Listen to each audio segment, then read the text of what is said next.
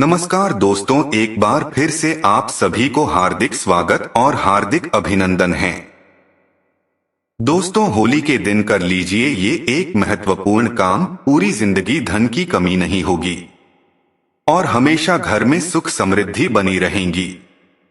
दोस्तों, सनातन धर्म में अनेकों त्योहार मनाए जाते हैं और सभी त्योहार का महत्व एक से बढ़कर एक होता है। कोई त्योहार किसी से कम नहीं होता है, लेकिन कुछ ऐसे त्योहार जिनका विशेष महत्व होता है और उस त्योहार में कुछ विशेष काम करने से मनुष्य को कभी भी दुखों का सामना नहीं करना पड़ता है। आज मैं उन्हीं त्योहार में से एक त्योहार के बारे में बतलाने जा रहा हूं, जिसका नाम है होली। दोस्तों, होली एक अद्भुत त्योहार है। यह त्योहार प्राचीन काल से चले आ रहा है, जिसका एक नहीं अनेकों प्रमाण मिलते हैं। खासकर यह त्योहार से मिलता जुलता एक ही बात है, और वह बात है असत्य पर सत्य की जीत, बुराई पर अच्छाई की जीत। तो चलिए दोस्तों, ज्यादा बात ना करते हुए जानते हैं होली के महत्व तथा होली के दिन कौन काम करना शुभ होता है और कौन सा काम करना अशुभ होता है। वह कौन सा काम है जिसे करने से जीवन हमेशा हमेशा के लिए सफल हो जाता है।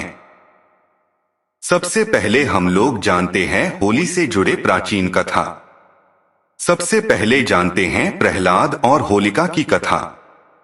होली का त्योहार की सबसे प्रसिद्ध कथा प्रहलाद और होलिका की कथा से जुड़ा हुआ है। विष्णु पुराण की एक कथा के अनुसार प्रहलाद के पिता दैत्यराज हिरण्यकश्यप ने तपस्या कर देवताओं से यह वरदान प्राप्त कर लिया कि वह न तो पृथ्वी पर मरेगा, न आकाश में, न दिन में मरेगा, न रात में, न घर में मरेगा, न बाहर, न अस्त्र से मरेगा, न शस्त्र से, न मानव से मारेगा, न पशु से। इस वरदान को प्राप्त करने के बाद वह स्वयं को अमर समझकर नास्तिक और निरंकुश हो गया। वह चाहता था कि उनका पुत्र भगवान नारायण की आराधना छोड़ दे, परंतु प्रहलाद इस बात के लिए तैयार नहीं था। हिरण्यकश्यप ने उसे बहुत सी प्राणांतक यातनाएं दी, लेकिन वह हर बार बच निकला। हिरण्यकश्यप की बहन होलिका को यह वरदान प्राप्त था कि वह आग में नहीं जलेगी। अतः उसने होलिका को आदेश दिया कि वह प्रहलाद को लेकर आग में प्रवेश कर जाए, जिससे प्रहलाद जलकर मर जाए। परंतु होलिका का यह वरदान उस समय समाप्त हो गया जब उसने भगवान भक्त प्रहलाद का वध करने का प्रयत्न किया। होलिका अग्नि में जल गई, परंतु नारायण की कृपा से प्रहलाद का बाल भी बाका नहीं हुआ। इस घटना की याद में लोग होलिका जलाते हैं और उसके अंत की खुशी में होली का पर्व मनाते हैं। अब मैं आपको राधा और कृष्णा की कथा सुनाने जा रहा हूं। होली का त्योहार राधा और कृष्ण की पावन प्रेम कथा से भी जुड़ा हुआ है। वसंत के सुंदर मौसम में एक दूसरे पर रंग डालना उनकी लीला का एक अंग माना गया है। मथुरा और वृंदावन की होली राधा और कृष्ण के इसी रंग में डूबी हुई होती है। बरसाने और नंदगांव की लठमार होली तो प्रसिद्ध है ही, देश विदेश में श्री कृष्ण के अन्य स्थलों पर भी होली की परंपरा है।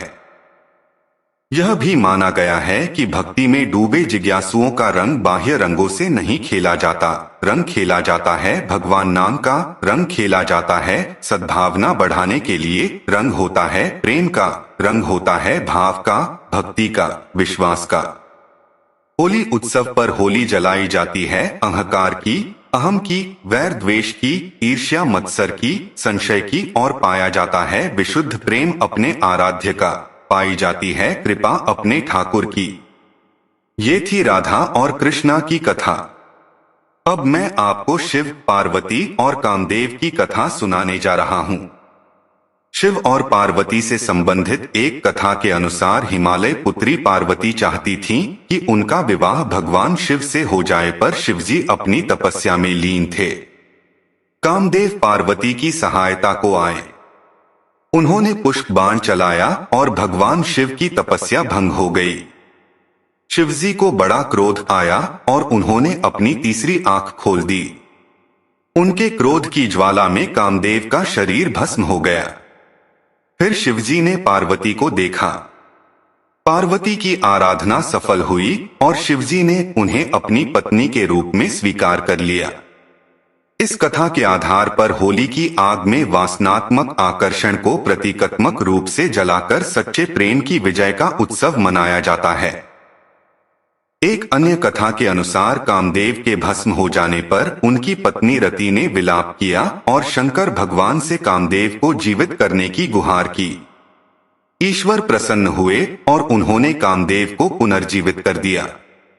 यह दिन होली का दिन होता है।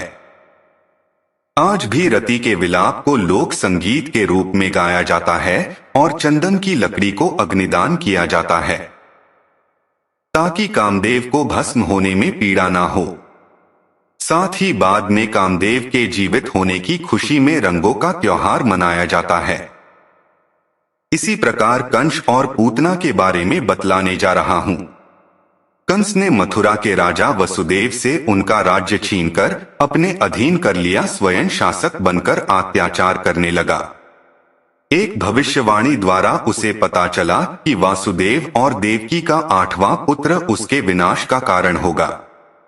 यह जानकर कंस व्याकुल हो उठा और उसने वसुदेव तथा देवकी को कारागार में डाल दिया। कारागार में जन्म लेने वाले देवकी के 7 पुत्रों को कंस ने मौत के घाट उतार दिया। 8वें पुत्र के रूप में कृष्ण का जन्म हुआ और उनके प्रताप से कारागार के द्वार खुल गए। वसुदेव रातों रात कृष्ण को गोकुल में नंद और यशोदा के घर पर रखकर उनकी नवजात कन्या को अपने साथ लेते आए। कंस ने जब इस कन्या को मारना चाहा तो वह अदृश्य हो गई और आकाशवाणी हुई कि कंस को मारने वाले तो गोकुल में जन्म ले चुका है। कंस यह सुनकर डर गया और उसने उस दिन गोकुल में जन्म लेने वाले हर शिशु की हत्या कर देने की योजना बनाई।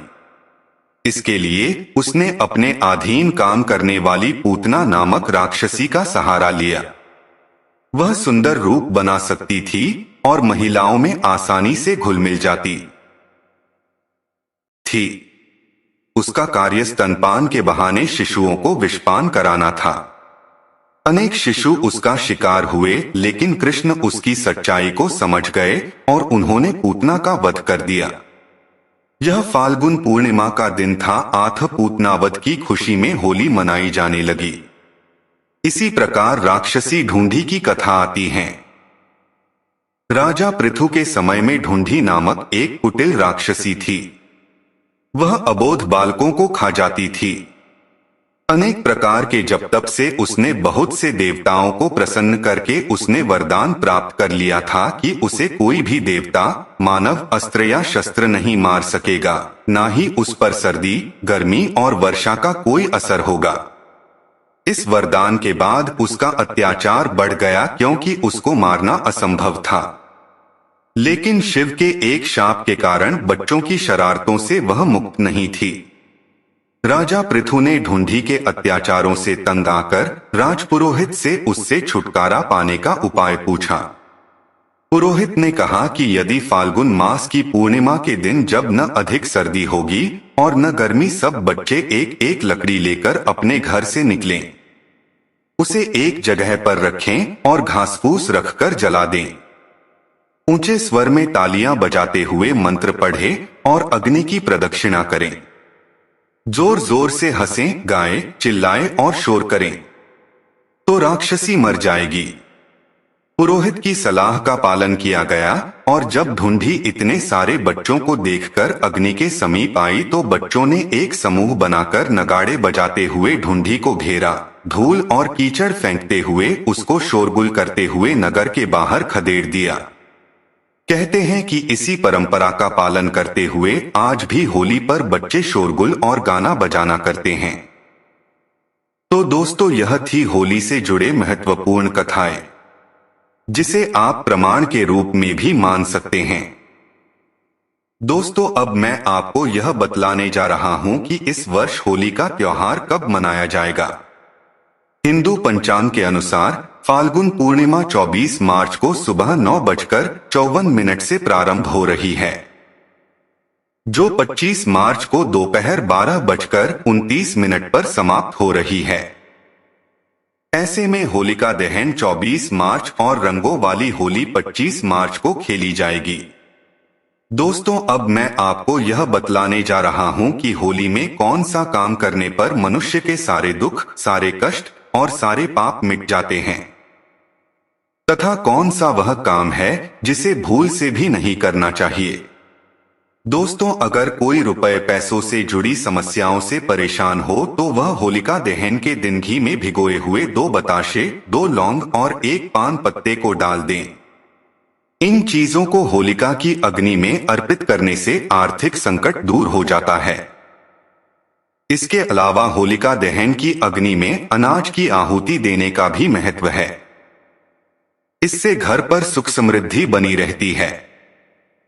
आप भुट्टा, दाल, चावल, गेहूं आदि जैसी चीजों को होलिका की अग्नि में अर्पित कर सकते हैं तथा होली से एक दिन पहले होलिका दहन किया जाता है। होलिका दहन के दिन को भगवान श्री लक्ष्मी नारायण की साधना के लिए सबसे उत्तम दिन माना गया है।